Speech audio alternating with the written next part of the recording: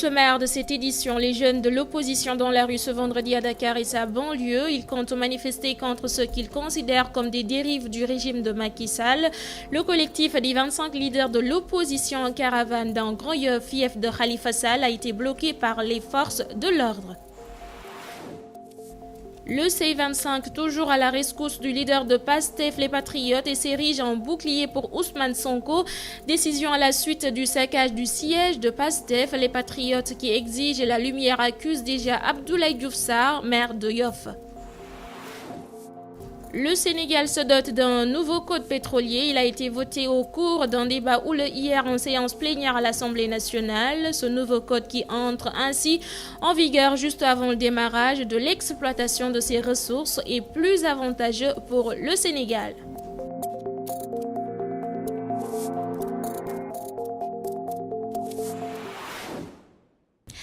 Vendredi 25 janvier 2019, bonjour et merci de nous accueillir chez vous dans ce 13h sur la RDV que nous ouvrons par ces réactions suite au saccage de la permanence de PASTEF dans la nuit du mercredi à jeudi. Hier, le collectif C25 a dépêché ses responsables sur les lieux du sinistre, des jeunes qui entendent s'ériger en bouclier pour Ousmane Sonko, le leader de PASTEF, dont les membres accusent déjà Abdoulaye Diouf Sarr, le maire de Yoff. Penda Badji et Mamadou Dioba pour plus de détails. Le siège d'Ousmane Sonko saccagé par des nervis encagoulés, un acte qui survient juste après la sortie du ministre Mame Mbaye Niang qui avouait avoir recruté de gros bras pour contrer l'opposition. Est-ce un coup du hasard? Quoi qu'il en soit, le nom d'Abdoulaye Diouf Sarr est cité. Suite à cet incident, les membres du C25, notamment Maître Madické Niang, Maître Mame Adama Gueye, entre autres, sont venus témoigner leur soutien. Des gens, il y a une tendance aujourd'hui à transformer notre pays en république bananière. Ça, c'est des pratiques de tonton Macoute. Et il faut que l'ensemble des démocrates érigent un rempart citoyen contre ceux qui veulent saper les bases de notre démocratie. Quand j'étais ministre de la Justice et qu'il y avait eu le saccage des locaux du 24 heures chrono, j'avais tout fait pour que les auteurs de ce crime soient emprisonnés. Et c'est la même attitude qu'on attend aujourd'hui de la justice.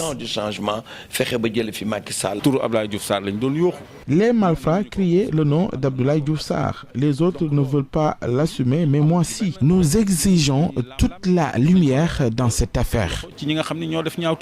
Selon El Malik, cet acharnement contre leur leader Ousmane Sonko se justifie par la peur que ce dernier inspire à ses concurrents. Il y a 2 ans, peut-être, on nous surnommait le candidat des réseaux sociaux. Il nous sous-estimait et depuis la démonstration de force du 16 septembre, la tentative d'intimidation n'a pas cessé. Après avoir commandé la police et la gendarmerie, ça ne lui suffit pas. Maintenant, il engage des nervis pour des actes de cette nature. C'est du n'importe quoi. Face à cette situation, Ousmane Sonko ne s'est toujours pas prononcé. Cependant, ses pairs attendent que la lumière soit faite sur cette affaire avant la tenue de l'élection présidentielle. Et puis je vous l'annonce en titre, journée d'action des jeunes de l'opposition ce vendredi à Dakar et dans la banlieue. Les jeunes du Front National de Résistance et ceux du C25 ont décidé de chauffer la rue pour dire non, je cite, aux dérives du régime de Macky Sall, surtout après la publication de la liste des candidats retenus pour la prochaine présidentielle. En conférence de presse, ces jeunes ont tenu à alerter qu'avec ou sans autorisation, ils vont battre le macadam et ensuite feront face aux milices de Mame Mbaye Niang. Un compte rendu de Sarata Silviso. Si par hasard le Conseil constitutionnel venait de proclamer au soir du 24 février Macky Sall comme président du Sénégal, il sera un président non grata et non reconnu, menacent les jeunes du Front de résistance nationale. Macky Sall perd d'ores et déjà toute légitimité et toute légalité après le scrutin du 24 février. Il ne sera pas reconnu comme président du Sénégal proclamé par ce Conseil constitutionnel. Il est évident que notre pays va inévitablement vers un contentieux post-électoral sans précédent qui mettra en danger la vie de nos concitoyens et qui installera le chaos dont le seul responsable sera Macky Sall et sa bande de fainéants. Pour faire face à ce régime en place, considéré comme dictatorial, ces jeunes, plus que jamais déterminés, comptent investir les rues. Ce vendredi 25 janvier, ainsi, ils préviennent le préfet que personne ne peut les en empêcher. Ce vendredi 25 janvier, pour prendre part activement aux différentes marches de contestation qui seront organisées Dakar, Rufisque et Saint-Louis et Guédiawaye. Je tiens à préciser au préfet de Dakar qu'il n'a pas à nous proposer son itinéraire. Qu'il s'accorde avec nous, nous allons passer par là. Qu'il ne s'accorde pas, nous allons passer par là. Une réponse à Mambéignan, ils vont faire face à ces milices qu'ils prétendent recruter et demandent la libération immédiate des jeunes de l'opposition arrêtés récemment. Seuls les peureux cherchent la protection. Ces milices recrutées ne nous intimident guère. Nous sommes déterminés. Nous sommes décidés à barrer la route au président Macky Sall. En outre, nous exigeons la libération immédiate et sans condition de tous les jeunes arrêtés arbitrairement par la police qui, à l'image de la justice, se laissent instrumentaliser et manipuler par Macky Sall et ses acolytes. L'heure est donc au combat et à la mobilisation pour une résistance, mais également pour une élection libre et transparente. Et puis, retour sur le vote du nouveau code pétrolier par les députés de l'Assemblée nationale hier. C'est à l'occasion d'une séance houleuse marquée par de chaudes empoignades entre des parlementaires du pouvoir et ceux de l'opposition. Si d'un côté l'on dénonce une précipitation dans le vote du document, de l'autre l'on rejette en bloc ces accusations et parle même d'avancées significatives dans la redistribution équitable des richesses tirées de l'exploitation des ressources naturelles. C'est un compte-rendu de Madion Aydara et Lamine Salam. L'Assemblée nationale a procédé au vote du nouveau code pétrolier numéro 1/2019 consistant à remplacer la loi numéro 9805 au cours d'un débat houleux entre les députés de la mouvance présidentielle et de l'opposition.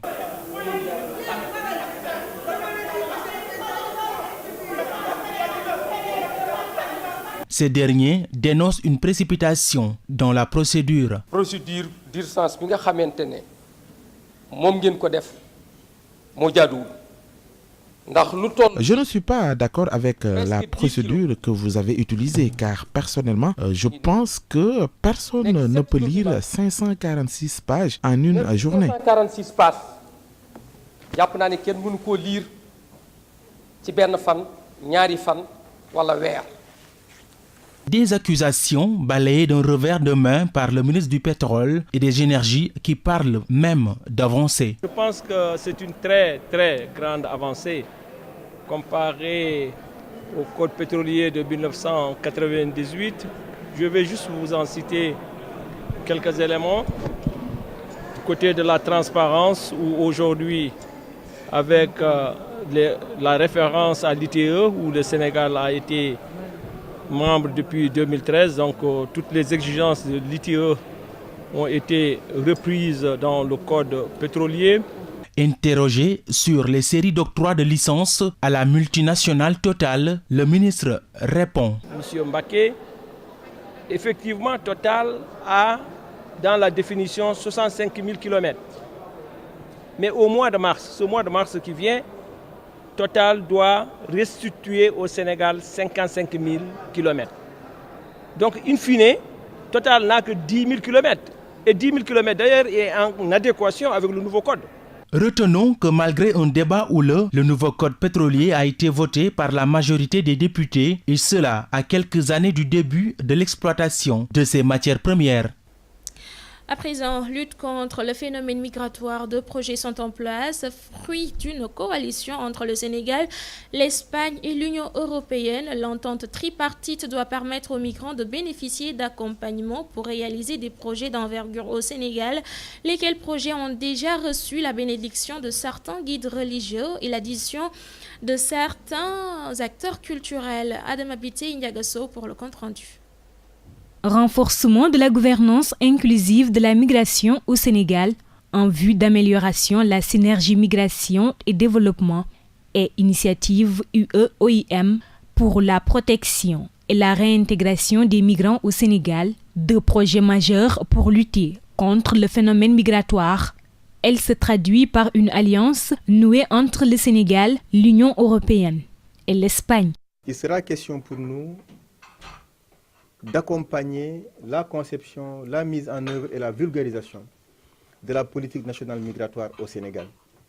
Mais quand on dit politique nationale migratoire, on intègre les Sénégalais de la diaspora, mais on intègre aussi les étrangers qui vivent au Sénégal. L'autre aspect, c'est le renforcement des capacités opérationnelles des bureaux d'accueil, d'orientation et de suivi des Sénégalais de l'extérieur. Parce que ces bureaux seront les réceptacles naturels en termes d'information, d'accompagnement, en termes de stratégie de territorialisation, de renforcement des capacités des acteurs au niveau des territoires.